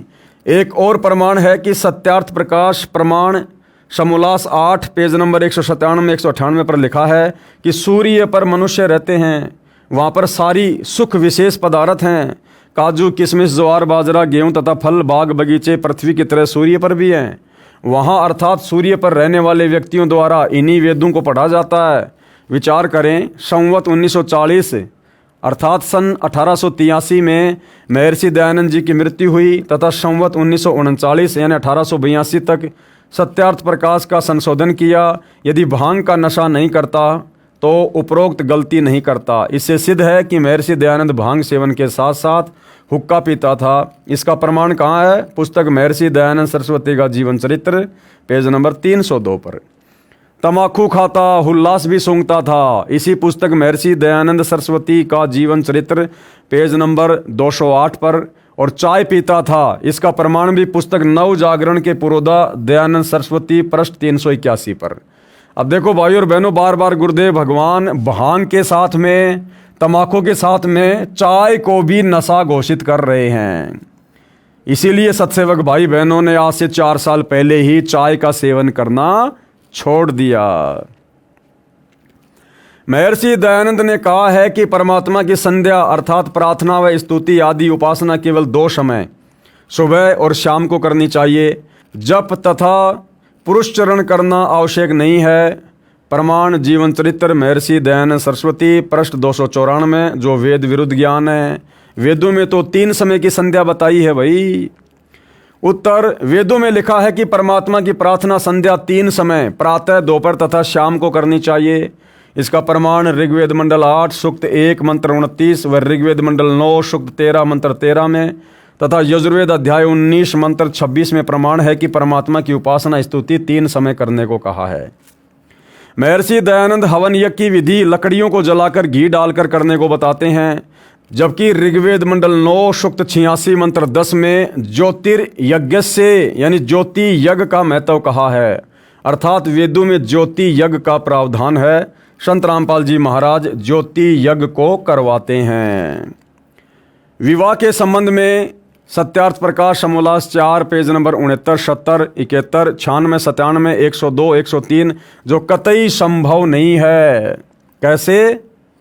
माता बच्चे को केवल 6 दिन दूध पिलाए, 6 दिन के पश्चात दाई अपना दूध उस नवजात बच्चे को पिलाए। समोल्लास 4 पेज नंबर 82 पर जो बिल्कुल भी संभव नहीं है। अधिक प्रमाणों के लिए कृपया पढ़िए पुस्तक कड़वा सत्य तथा ज्ञान गंगा, उसमें आपको विस्तार से सब कुछ जानने और सुनने को मिलेगा। अब भाइयों और बहनों, शास्त्र अनुकूल साधना से क्या लाभ होता है? क्योंकि जब हम परमेश्वर की शास्त्र अनुकूल साधना सच्चे सदगुरु से लेकर प्रारंभ कर देते हैं और मर्यादाओं में रहते हैं तो भगत को परमात्मा से मिलने वाले सर्व लाभ प्राप्त होना शुरू हो जाता है। तो सतगुरु रामपाल जी वर्तमान में शास्त्र अनुकूल साधना दे रहे हैं और जो भगत मर्यादा में रहकर साधना करता है उसको सर्व लाभ होते हैं। कुछ एक भक्तों के यहाँ पर आपको अनुभव बताए जा रहे हैं। शास्त्र अनुकूल साधना से हुए भक्तों को लाभ। सज्जन पुरुषों से निवेदन है कि वर्तमान में मानव विज्ञान को बहुत महत्व दे रहा है, मान बैठा है कि परमात्मा भगवान कुछ नहीं है। विज्ञान यानी साइंस ने कितनी तरक्की कर ली है, ऐसे समय में जो परमात्मा मानता है वह रूढ़िवादी ही कहा जाएगा। ऐसा मानना है वर्तमान में अधिक पढ़े लिखों का, परंतु उनकी ये बहुत बड़ी भूल है। जब तक पूर्व जन्म के पुण्य हैं तब तक तो किसी को मत मानो, परंतु जिस समय पूर्व के पुण्यों की चार्ज बैटरी डाउन होगी तब पता चलेगा भगवान है कि नहीं। कोई भी औषधि वह उसमें जो गुण है वह परमात्मा का दिया हुआ है। औषधि या वैद्य परमात्मा से अधिक सर्वशक्तिमान नहीं है। वर्तमान में MBBS MS फिर ऊपर CMO जो विज्ञान की चरम सीमा है, उन्होंने क्या अनुभव किया? यहाँ विज्ञान असफल है तथा भगवान सफल है। कृपया पढ़िए वैज्ञानिकों के श्रीमुख कमल से भगवान की महिमा। अब यहाँ पर एक भगत हुए हैं डॉक्टर ओम प्रकाश CMO, ये हरियाणा में CMO के पद पर थे और किस प्रकार से ये स्वयं दुखी थे और इनकी जो धर्मपत्नी थी उसको भी आँखों की समस्या थी, जबकि ये तो बहुत बड़े डॉक्टर थे। लेकिन सतगुरु रामपाल जी की शरण में आने के बाद इनको जीवन दान मिला। और क्या कुछ इन्होंने अपने अनुभव में, अपने इंटरव्यू में बताया है। पूर्ण परमात्मा साधक को भयंकर रोग से मुक्त करके आयु बढ़ा देता है। भगत डॉक्टर ओम प्रकाश हुड्डा CMO का प्रमाण ऋग्वेद मंडल 10 सूक्त 161 मंत्र 1, 2 तथा 5, जिसमें परमेश्वर कहता है कि यदि किसी को प्रत्यक्ष या गुप्त रोग हो जाए, चाहे 6 रोग तपेदिक हो, उसे भी मैं ठीक करता हूँ। तथा यदि किसी रोगी व्यक्ति की प्राण शक्ति क्षीण हो चुकी हो, जिसकी आयु शेष ना रही हो, उसे जीवन प्राणों की रक्षा करूं तथा उसकी आयु 100 वर्ष प्रदान कर दूं, सर्व सुख प्रदान करूं। मंत्र 5 में कहा है कि हे पुनर्जीवन प्राप्त प्राणी, तू सर्व भाव से मेरी शरण ग्रहण कर। यदि पाप कर्म दंड के कारण तेरी आंखें भी समाप्त होनी हो, तो मैं तुझे पुनः आजीवन आंखें दान करूं, तुझे रोग मुक्त करके सर्व अंग प्रदान करूं तथा तुझे प्राप्त हूं अर्थात मिलूं। अब ये दोनों ही प्रकार की बीमारियां भाई और बहनों CMO डॉक्टर ओम प्रकाश हुड्डा के परिवार में, यानी डॉक्टर ओम प्रकाश हुड्डा का जीवन समाप्त होना था, उनकी आयु शेष नहीं थी, उनकी मृत्यु होनी थी। सतगुरु रामपाल जी ने उनकी आयु में वृद्धि की और उसकी पत्नी जिसको आंखों में समस्या थी, परमात्मा ने उसको आंखें दान की, अर्थात उनकी आंखों को परमेश्वर ने अपने आशीर्वाद से ठीक किया। परमात्मा कहते हैं जम जोरा जहां से डरे, जम यानी काल, जोरा यानी मौत, और मिटे कर्म के लेख, भाग्य में लिखा लेख भी सच्चे सतगुरु की शरण में आने से समाप्त हो जाता है। और अदली असल कबीर है, यानी न्यायकारी परमात्मा वास्तव में कबीर जी हैं, जो कुल के सतगुरु एक, वही सारे कुल के, सारी सृष्टि के सतगुरु हैं, मालिक हैं, स्वामी है। उपरोक्त पंक्तियां मेरे जीवन में पूर्ण रूप से सत्य घटित हुई। मैं Bhagat doctor Om Prakash Hooda CMO MBBS MS eye specialist 18A circular road Rohtak में रहता हूं और मेरा मोबाइल नंबर 9813045050 है। भाई और बहनों, वर्तमान में ये नंबर हो सकता आपको ना मिले, क्योंकि 2014 बरवाला कांड के बाद जिस डॉक्टर ओम प्रकाश हुड्डा को परमात्मा ने शरण में लेकर जीवन दान दिया था, वो ओम प्रकाश हुड्डा 2014 बरवाला कांड के बाद सतलोक आश्रम मैनेजमेंट हरियाणा के कुकर्मों में शामिल था, अर्थात मर्यादा तोड़ चुका था, जिस कारण से डॉक्टर ओम प्रकाश हुड्डा की पुनः मृत्यु हो चुकी है। वो संसार छोड़कर जा चुके हैं, अतः फिलहाल आपकी उनसे बात नहीं हो पाएगी। क्योंकि परमात्मा ने किसी को एक बार जीवन दान दे दिया तो ये मतलब थोड़ी है कि बाकी वो बकवाद करेगा तो उसको परमात्मा ऐसे ही रखेगा। भैया, वो परमात्मा सत्य का साथी है। जिसकी उम्र परमात्मा एक बार बढ़ा देता है, उस भगत ने तो सोच समझ के कदम रखना चाहिए, फूक फूक के, कि नादान, अगर तेरे से दोबारा जरा भी गलती हुई तुझे परमात्मा माफ नहीं करेगा। तो डॉक्टर ओम प्रकाश हुड्डा की वर्तमान में मृत्यु हो चुकी है। मेरा जन्म 12 अप्रैल 1953 को गांव किलोई जिला रोहतक में हुआ। मेरी 5वीं से 12वीं कक्षा तक की पढ़ाई DAV स्कूल व DAV कॉलेज अमृतसर में हुई।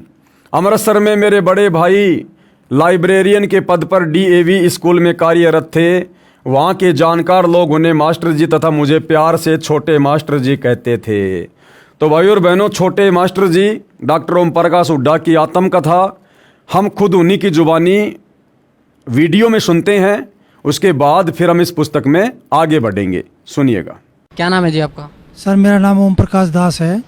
वैसे मुझे जो है सरकारी तौर पे जो नौकरी में मेरा नाम दर्ज है वो ओम प्रकाश हुड्डा के नाम से है, OP Hooda, doctor OP Hooda. तो डॉक्टर साहब, आप कहाँ कहाँ आपने नौकरी की? सर, मैंने जो है जब मेडिकल अफसर के तौर पे मैंने बुटाना नौकरी ज्वाइन की थी। उसके बाद मेरी पानीपत डिस्ट्रिक्ट में रहा 2-2.5 साल। उसके बाद मैं सोनीपत मेडिकल सुपरिटेंडेंट की पोस्ट पे आया और उसके सोनीपत से मैं यमुनानगर में CHC नाहरपुर है 4.5 साल वहाँ रहा। नाहरपुर से मेरी बदली जो है बिलासपुर जिला यमुनानगर में ही जो है बदली हुई। वहाँ से मैं CHC डीघल आया 2005 दिसंबर में और CHC डीगल से मेरी प्रमोशन हुई CMO झज्जर की जो है, और 2 साल 1 महीना में CMO झज्जर रहा। उसके बाद सर मेरी जो है वहाँ अपॉइंटमेंट हुई deputy director senior scale Panchkula, और पंचकुला के बाद मैं CMO सिरसा रहा 1 साल तकरीबन, और उसके बाद मेरी बदली हुई CMO हिसार के तौर पे, जहाँ से मैं 30 अप्रैल 2011 को CMO के पद से रिटायर हुआ हूँ। जी डॉक्टर साहब, संत रामपाल जी महाराज के शरण में कैसे आए? संत रामपाल जी महाराज की शरण में मैं ऐसे आया कि मेरी पोस्टिंग 1998-99 में कुरुक्षेत्र रही। तो और मेरी पत्नी जो है वो टीचर थी नर्सिंग कॉलेज में सोनीपत। तो एक दिन हमारे घर जो है किसी बच्ची का आना हुआ जो 12वीं क्लास में पढ़ती थी। तो बच्ची ने ये नानी जी को ये बताया कि नानी जी मैं सोमवार को आई तब भी आपका व्रत था, मंगलवार को आई तब भी आपका व्रत था, शुक्रवार को आई तब भी आपका व्रत था, तो मैं आपकी इतनी पूजा पाठ का एक कैप्सूल बना दूं, क्योंकि इतने व्रत उपवास आप रखोगे तो आप बहुत कमज़ोर हो जाओगे।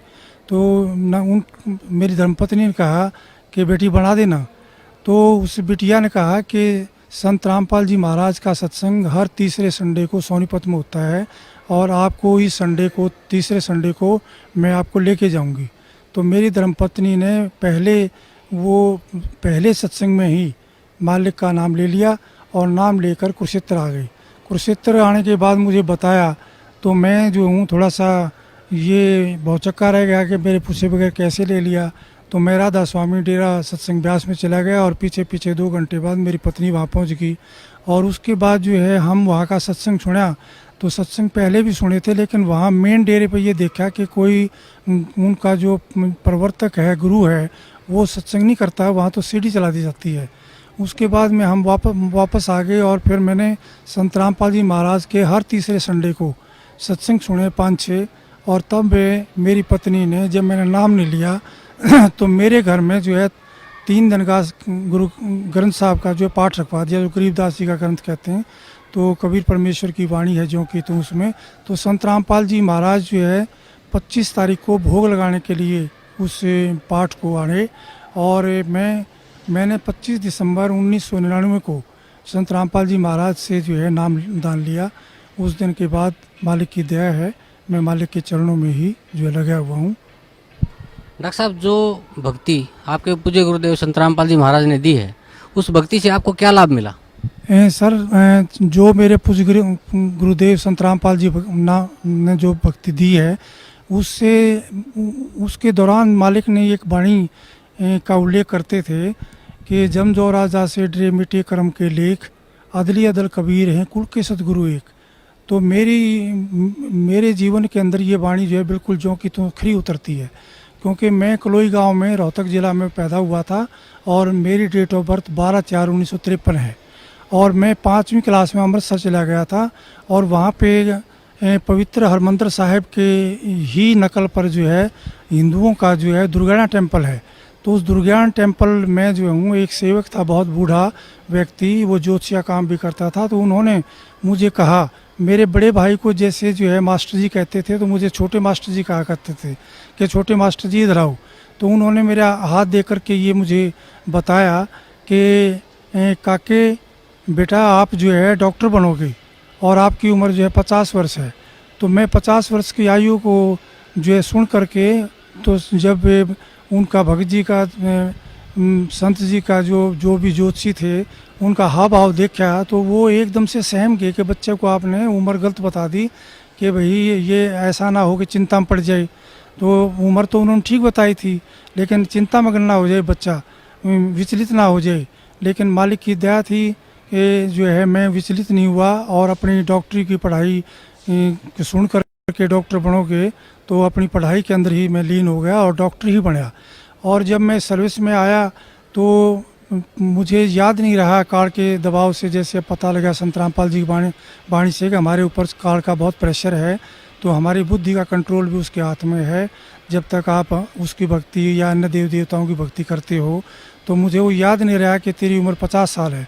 लेकिन जब मुझे जो है 10-11 अप्रैल की रात्रि को, और ये मेरे हाथों में दर्द होना शुरू हुआ, मेरी छाती में दर्द होना शुरू हुआ, तब मैंने अपने बच्चों को, पत्नी को कहा कि PGI रोहतक में चलते हैं, टेस्ट कराते हैं।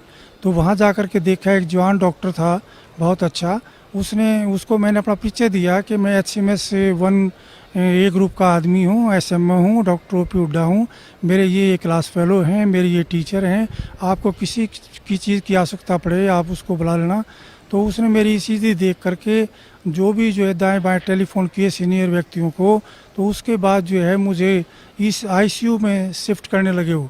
तो मुझे पता लग गया कि जो है भाई मेरे को कोई बहुत गंभीर बीमारी है। लेकिन संत रामपाल जी महाराज ने बता रखा था सत्संगों के दौरान कि जब भी तुम्हारे ऊपर कोई विपत्ति आ जाए तो तुरंत आप उसी टाइम जो है, यदि प्रथम मंत्र मिला हुआ है तो प्रथम मंत्र, और दूसरी स्टेज का सतनाम मिला हुआ है तो सतनाम, और सार नाम मिला हुआ है तो सार नाम उच्चारण करना शुरू कर देना। तो मैंने परमात्मा की, संत रामपाल जी की कृपा से वैसा ही शुरू कर दिया था। और मुझे जो है ये ऐसा महसूस नहीं हो रहा था कि मैं वाकई में ही इतना गंभीर बीमार हूँ जो मुझे ICU में शिफ्ट किया जा रहा है। लेकिन जो है वहाँ पे 1.5-2 घंटे बाद जो है अचेतन अवस्था में मैं चला गया, और अचेतन अवस्था में बाहर तो डॉक्टर जो है, जैसे मुझे पता लग गया कि वो लिखा पढ़ी करवा रहे हैं कि बहुत अच्छा डॉक्टर था और ये बचा नहीं सकते हम, इसके जो है अंतिम समय लगभग नज़दीक आ गया है। तो बाहर तो फाइलों पे ऐसे जो लिखवा रहे थे, आपको कहीं ले जाना हो तो ले जाओ मेरी पत्नी को, मेरे बच्चों को, जो कि ये बात सुन करके वो रोने लग गए। और मैं अचेतन अवस्था में जो हूँ, मैं देख रहा हूँ कि काल के दूत जो है मेरे को लेने मेरे निकट आ रहे हैं, और निकट आकर के मुझे कह रहे हैं कि आपका समय पूरा हो गया है, हम आपको लेने आए हैं। तो मैं उनसे कुछ कह पाता इससे पहले ही कबीर परमेश्वर ने मेरे सिर पे पंजा रख दिया, और जो है उनका चित्र मुझे प्रतिबिंब की तरह शीशे में जैसे नज़र आती है फ़ोटो, ऐसे नज़र आया। और इस क्षण भर में ही कबीर परमेश्वर के हाथ के ऊपर, पंजे के ऊपर संत रामपाल जी का पंजा, और जो शरीर के ऊपर जो है संत रामपाल जी का शरीर जो है हो जाता है। तो जो है संत रामपाल जी ये कहते हैं कि कबीर परमेश्वर ने आपकी जो है उम्र जो है भक्ति के लिए बढ़ा दी है। तो इस बात पर मेरा बहुत रोना छूट जाता है कि मालिक, आप ही स्वयं कबीर परमेश्वर है, आप चोला धारण करके आए हो, आप ही जो है ये सारे खेल कर रहे हो मालिक, आप ही कबीर परमेश्वर हैं। और इस काल के लोक में मालिक आपकी दया के बगैर कोई भक्ति नहीं कर सकता, आप ही भक्ति करा सकते हो मालिक। तो इतना कहकर मुझे रोना छूट जाता है। और काल के दूत जो है संत रामपाल जी महाराज को देख करके दूर भागने लग जाते हैं, और मैं अचेतन अवस्था में अपना सो जाता हूँ। तो जब 3 दिन मुझे ICU में हो गए, तो मैं उठ करके जो है बाथरूम में पेशाब करने के लिए, बाथरूम के लिए जाने लगा। तो एक सीनियर डॉक्टर का राउंड हो रहा था, प्रोफेसर का, तो उनमें से एक सीनियर डॉक्टर भाग करके आया। उसने तो मुझे पकड़ के कहा, डांटा कि डॉक्टर साहब तुम क्या कर रहे हो, तुम्हें कोई अकल नहीं है, तुम्हें जो इतना भयंकर हार्ट अटैक हुआ था, हम हैरान है कि आप बच कैसे गए हो, तुम आपको पैदल नहीं चलना है बिल्कुल, तो आप बैठो अपने बेड पे, व्हील चेयर मंगाते। तो इस प्रकार से संत रामपाल जी महाराज ने मेरी उम्र दान दिया। संत रामपाल जी महाराज के बारे में मैंने अपने मेडिकल PGI MS के स्टाफ को, डॉक्टरों को बताया, लेकिन जो है परमात्मा के बगैर, संत रामपाल जी की महाराज की के बगैर जो है कोई किसी, ये आध्यात्मिक चैनल है जो हर एक में प्रेजेंट है, ये आध्यात्मिक चैनल और नहीं हो सकता। मालिक जिसका आध्यात्मिक चैनल और करते हैं, वही हज़ारों किलोमीटर दूर से और देश विदेशों से यहाँ पर के मालिक की वाणी सुनने के लिए, मालिक के पथ पे चलने के लिए आ रहे हैं। तो मालिक की जैसे वाणी है, मुझे ये भी मैं उनको, अपने कर्मचारी अधिकारियों को सुना करता था कि मासा घटे ना तिल बढ़े, विद ना लिखे जो लेख, और साचा सतगुरु मेट कर ऊपर मार दे मेघ। ये मालिक मेरे साथ बिल्कुल जो का तो कर दिया आपने, कि काल में लिखा हुआ है कि मैं एक भी सांस तुम्हें जितना दे रखा है उसको बढ़ाऊंगा नहीं, ना वो बढ़ा सकता है, ना उसकी पूजा पाठ से बढ़ सकता है, ना देव देवताओं की पूजा पाठ से ये बढ़ सकते हैं मालिक, ये आप ही कर सकते हो। आप सत्य हो, आपकी वाणी सत्य है मालिक, आपका विज्ञान सत्य है, आप पूर्ण परमेश्वर हो। संत रामपाल जी महाराज, आप जो चाहे सो कर दें। 14 कोट दूजम डरी ऊद बूजम त्रास निवारे, चित्रगुप्त के कागज़ फाड़े मालिक, आप चित्रगुप्त के कागज़ फाड़ दिए आपने, मेरी उम्र बढ़ा दी मालिक। मेरी धर्मपत्नी श्रीमती शीला हुड्डा 6/12/4 को PGIMS रोहतक में दाखिल हुई। तो मेरी उस टाइम नाहरपुर CHC में पोस्टिंग थी SMO के पद पर। तो मुझे टेलीफोन गया यमुनानगर ज़िले में थे है ये CHC। मुझे टेलीफोन गया तो मैं वहाँ आया और ये मालिक की आज्ञा ले चुके थे कि जी ऐसा ऐसा हो गया। तो मालिक ने कहा कि अपना इलाज कराओ। तो मेरी पत्नी को वहाँ मैं आया, मैंने देखा स्पेशल वार्ड मिला हुआ था।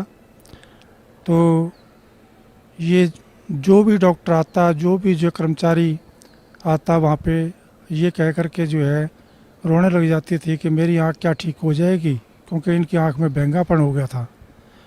तो उस बैंगनपन की वजह से जितने भी डॉक्टर आते वो यही कह करके जाते कि हमारे बस की बात नहीं है। जैसे आई डिपार्टमेंट से दाखिल हुए थे तो आई डिपार्टमेंट वालों ने कहा कि हमने सारे टेस्ट करा लिए हैं, आप न्यूरोलॉजी वालों को दिखाओ।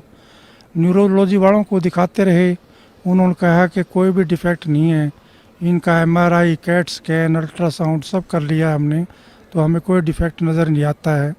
और मैं खुद स्वयं जो आई सर्जन हूँ, MS MD डॉक्टर हूँ, तो आँखों के ऑपरेशन जो मैंने बहुत किए हैं।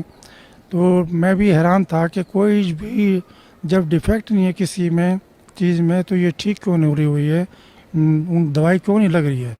तो इस प्रकार से वो लगभग जो है 7-8 दिन जो है इधर से उधर स्पेशलिस्टों की जो है राय लेते रहे और हार कर उन्होंने जो कहा कि आपने कोई ऑल इंडिया या किसी अन्य स्थान पर दिखाना है तो दिखा लो, और ये पता नहीं ठीक होगी कि नहीं होगी, हमारी समझ में जो है इनकी बीमारी नहीं आई है। तो उसके बाद जो है ये संत रामपाल जी का सत्संग था बरवाला में, क्योंकि करौथा में भी सत्संग करते थे। ये 14 दिन के बाद जो यहाँ एक सत्संग यहाँ बरवाला में मालिक का होता था, संत रामपाल जी महाराज का। तो ये बस में बैठ कर के हमें बता करके कि मैं वहाँ जा रही हूँ, और ये बस में बैठ कर के यहाँ आई। और संत रामपाल जी महाराज सतगुरु से जो है के चरणों में बैठकर तो रोते हुए उन्होंने बताया कि मालिक देखो मेरी आँख ठीक नहीं हो रही है, डॉक्टर ने जवाब दे दिया है, आप ही मालिक, आप उम्र बढ़ा सकते हो तो आप क्या नहीं कर सकते मालिक। तो मालिक ने कहा कि मेरी तरफ देखो कि मैं कितने नज़र आता हूँ, आप 2 नज़र आते हो मालिक। दोबारा जो है नीचे करके गर्दन इन्होंने चरणों की सेवा करते टाइम दोबारा मालिक ने कहा देखो कितने नज़र आता हूँ मैं, मेरा 2 नज़र आते हो मालिक, मैं झूठ नहीं बोलूँगी। फिर तीसरी बार मालिक ने कहा कि अब देखो आप। तो मालिक ने जो है सिर पे हाथ रखा हुआ था, तो माँ ये कहने लगी मालिक एक नज़र आते हैं बिल्कुल, मैं बिल्कुल ठीक हो गई हूँ मालिक। तो ऐसे दयालु है परमात्मा, सतगुरु जो चाहे सो करिए, 14 कोट दूर जम डरी। ये मालिक आपकी वाणी सत्य, आप सत्य, आपने वाणी में बताया मालिक कि जय सतगुरु मिलते नहीं जाते यम के द्वार, यम द्वारे में दूत सब करते खींचा तान, उन तक वो ना छूटता फिर फिरता चाँदों खान, चारों खाने में भरम था कबू न लगता पार, सो फेरा सब मिट गया मेरे सतगुरु के दरबार। हे मालिक, मालिक आपने बड़ी दया करी, आपने जो है मेरी उम्र बख्शी। लेकिन मालिक के दरबार में आने से ये एक सच्ची भक्ति है, और सच्चे पुरुष हैं और सत्पुरुष हैं, और ये स्वयं कबीर परमेश्वर ही आए हुए हैं चोला बदल करके। तो ये जो चाहे सो कर दे। तो मालिक ने हमें ऐसा सच्चा ज्ञान दिया है जो धरती के ऊपर कहीं भी उपलब्ध नहीं है। क्योंकि मैं अपने परिवार सहित, बच्चों सहित जो है, पहले हमारी समाजी तो थे ही, क्योंकि रोहतक जिले से बिलोंग करते थे और DAV स्कूल DAV कॉलेज में मैं पढ़ा। उसके बाद जो है हमने जैन मुनियों का नाम लिया। उसके बाद हम ब्रह्म कुमारी आश्रम में भी माउंट आबू गए, उनका भी 1.5-2 साल नाम लिया। उसके बाद जो है एक ये हमने साईं जी पंजाबी गुरु थे 80 साल के, 10 साल तक वो बनाए। उसके बाद संत रामपाल जी महाराज मिले तो ये पता लगा कि उनके पास तो कोई भक्ति मार्ग था ही नहीं, कोई मंत्र है ही नहीं, कोई प्रमाण ही नहीं उनके पास। जो संत रामपाल जी महाराज ने हमें जो है सत मंत्र बताए हैं, प्रथम स्टेज के, द्वितीय स्टेज के सतनाम और सार नाम, वो सारे प्रमाणित हैं। गुरुओं की तो भरमार है देश के अंदर, दुनिया के अंदर। सतगुरु वही है जो सच्ची सच्ची बात बताए परमेश्वर के बारे में, इस जीवन में भी सुख दे और जो है हमें मोक्ष भी दे, सतलोक के रास्ते पर चलाए। सतनाम दे करके, सारनाम दे करके, प्रथम मंत्र दे करके, ये मालिक बड़ी दया करी, मालिक बड़ी दया करी, रजा बख्शना मालिक। ऐसे ही इस काल के लोक में भक्ति एक पल भी नहीं कर सकता मालिक, आप ही करवा रहे हैं जो कुछ, आपकी ही दया है संत रामपाल जी महाराज। दया रखना मेरे ऊपर और मेरे परिवार के ऊपर मालिक। तो भाइयों और बहनों, आपने डॉक्टर ओम प्रकाश हुड्डा जी का इंटरव्यू सुना, किस प्रकार से वो तकलीफ में थे और उनका जीवन शेष नहीं था, हॉस्पिटल में एडमिट थे। उन्हें भी आभास हो गया था कि मेरा जीवन अब शेष नहीं है, लेकिन सतगुरु रामपाल जी के आशीर्वाद से उनको पुनर्जीवन मिला। और परमात्मा कहते कि मैं जिसको पुनर्जीवन देता हूँ तो कम से कम 100 वर्ष तक उसकी आयु को बढ़ाता हूँ, यदि वो मर्यादा में रहकर भक्ति करने का वादा करे तो वैसे तो डॉक्टर ओम प्रकाश हुड्डा जी ने, जो कि पुनर्जीवन प्राप्त थे, उनको 100 वर्ष तक जीना था, परंतु भाइयों और बहनों बीच में मर्यादा तोड़ दी, क्योंकि इन्होंने साध संगति का पता लगने के बाद भी सतलोक आश्रम मैनेजमेंट हरियाणा का साथ नहीं छोड़ा। और सतलोक आश्रम मैनेजमेंट हरियाणा, सतगुरु रामपाल जी का परिवार, ये तो भैया स्पेशल काल के द्वारा धरती पर भक्तों की मर्यादा तोड़वाने के लिए भेजे गए हैं। तो ओम प्रकाश हुड्डा जैसे हजारों भगत अपने जीवन से हाथ धो चुके हैं अभी तक। उसके बाद भाइयों और बहनों, इनकी पत्नी है भगतमती सुशीला की आंख ठीक करना। तो इनकी पत्नी जो सुशीला जी है, किस प्रकार से वो आंखों से परेशान थी, क्या उनको रोग था और किस प्रकार से वो सतगुरु रामपाल जी की शरण में आई और परमात्मा ने उसकी आंखों को स्वस्थ किया, हम उन्हीं की जुबानी इस इंटरव्यू में सुनते हैं। सुनिए। क्या नाम है माता जी आपका? मेरा सुशीला हुड्डा है, मैं मिसेज़ हुड्डा हूँ, डॉक्टर हुड्डा की पत्नी। मैंने संत रामपाल जी का नाम 1999 में लिया था और उसी समय से मैं मालिक को यूँ महसूस कर रही हूँ कि जैसे पर कहते हैं कि भी भगवान वो होता है जो अंधे को आँख दे, कोढ़न को काया, बाझन को पुत्र दे, निर्धन को माया। तो ये मालिक स्वयं कबीर साहब आए हुए हैं, इन्होंने मेरी फैमिली में ये प्रूव कर दिया कि हाँ, मैं पूर्ण परमात्मा वाले काम कर सकता हूँ, मैं समर्थ हूँ। डॉक्टर साहब को ज़िंदगी बख्शी, जबकि बचपन में बता दिया था कि 50 इयर्स इनकी एज है। उसके बाद सिवियर हार्ट अटैक हुआ और मालिक ने बचाया। इसी प्रकार 2004 में दिसंबर 6 को मेरी आँख जो एकदम टेढ़ी होगी और डिप्लोपिया हो गया, मीन्स डबल विज़न होगी। देखती थी इधर तो मतलब मुझे लगता था जैसे सब दो दो हैं। तो मैं बड़ा परेशान हुई। PGIMS रोहतक में एडमिट हुई। मैं 10 दिन एडमिट रही स्पेशल वार्ड में और मैं जितनी भी इंटर्न्स आती थी उनसे पूछती थी कि क्या इससे पहले कोई ऐसा केस आया है डिप्लोपिया का, क्या मैं ठीक हो जाऊंगी? तो वो कहती हाँ मैडम ठीक हो जाओगे, क्योंकि डॉक्टर्स का तो ये फ़र्ज होता है, साइकोलॉजिकली वो बूस्टअप करती पेशेंट को। लेकिन मुझे नहीं लग रहा था कि मैं ठीक होंगी। सारी इन्वेस्टिगेशंस हो चुकी हैं, न्यूरोलॉजिस्ट को भी दिखा लिया, आई स्पेशलिस्ट को भी दिखा लिया, मेडिसिन वालों को भी दिखा लिया, मेरी इन्वेस्टिगेशन सारी निल हैं और कैसे ठीक होगा। तो फिर 10वें दिन उन्होंने कहा कि आप छुट्टी ले जाओ, घर चले जाओ। फिर मैं यहाँ मालिक के पास आई तो मालिक को मैंने कहा हे बंदी छोड़, इससे अच्छा मेरी मुक्ति करो जब मुझे आपके दर्शन ही नहीं हो रहे मालिक, आप भी मुझे कई कई दिखाई दे रहे हो। तो परमात्मा ने मेरे सिर पे हाथ रखा और कहा इधर देखो। तो मैंने जैसे मालिक की तरफ देखा तो मैंने कहा इस पाक पवित्र स्थान पे खड़ी होकर मैं झूठ नहीं बोलूँगी, मुझे आप उतने ही दिख रहे हो 3-4 ही। फिर दोबारा बोले कि अब देखो, मैंने कहा उतने ही दिख रहे हो। फिर दोबारा मालिक ने जैसे हाथ रखा तो मेरे मालिक एक हो गए थे। तो मैंने कहा अब एक हो गए मालिक आप, अब मुझे दर्शन अच्छी तरह से हो रहे हैं। ये पूर्ण परमात्मा है, कमी है तो अपने अंदर है। मालिक कहते हैं अपनी वाणी में कि साहिब के दरबार में कमी काहे की नाई, और हंसा मौज ना पावता तेरी चूक चाकरी माही। हमारी अंदर चूक है, जैसा परमात्मा कहते हैं इतना मंत्र करना चाहिए वो हम नहीं कर पाते, उनके नियमों पे हम खरे नहीं उतरते हैं, तो ये कमी हमारी है। मालिक पूर्ण है और पूर्ण परमात्मा है, और मैं इतनी भक्ति कर चुकी थी, टूट चुकी थी, मुझे भगवान की तलाश थी। अर्ली एज में मेरे पेरेंट्स की डेथ हुई तो मैं ये सोचती थी, मैंने नर्सिंग प्रोफेशन इसलिए ज्वाइन किया कि मैं किसी की डेथ नहीं होने दूंगी, मैं इतनी सेवा करूंगी कि किसी के माँ बाप ना मरे।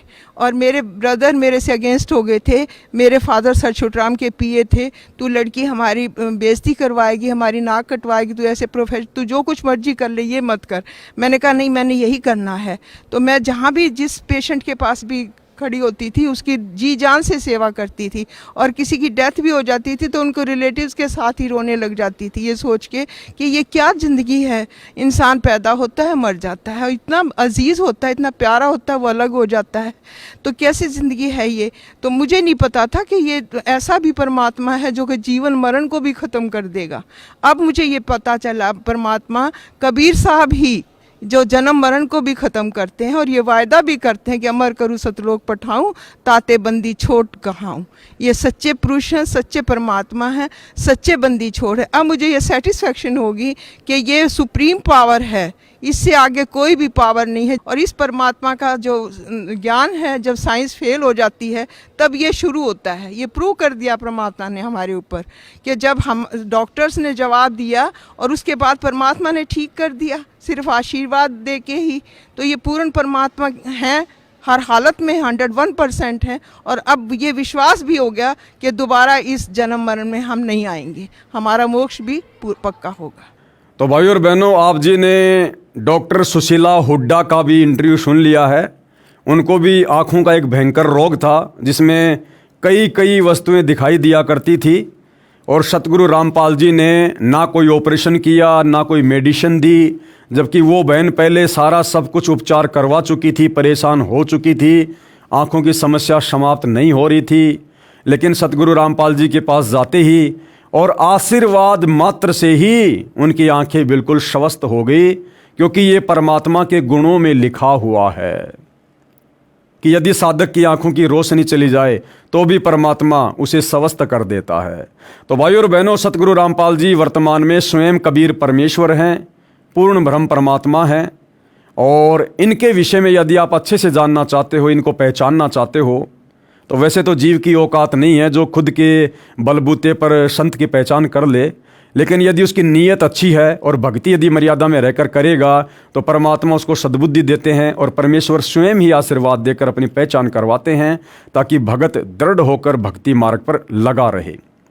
तो भाई और बहनों, ऐसे ही बहुत सारे इंटरव्यू, बहुत सारी जानकारियां हमें आगे भी इस पुस्तक से प्राप्त होती रहेंगी, ताकि हम निकट भविष्य में कभी भी ऐसी गलती ना करें जो गलतियां हमसे पहले हमारे अन्य भगत भाई बहन कर चुके हैं और उसकी सज़ा भी भोग चुके हैं। तो कोई भी पुस्तक पढ़ने से, सत्संग सुनने से हमें शिक्षा मिलती है, सावधानी प्राप्त होती है, ताकि हम निकट भविष्य में वो गलतियां ना करें और अपना जीवन मर्यादा में रहकर भक्ति करते हुए सफल बनाएं। तो भाइयों और बहनों, आज के इस वीडियो में केवल इतना ही। अगले पार्ट में कल मालिक के आशीर्वाद से फिर हाजिर होंगे। तब तक गुरुदेव भगवान हम सबको आज्ञा दे, आशीर्वाद दे, सद्बुद्धि दे। बंदी छोड़ सतगुरु रामपाल जी भगवान की जय हो।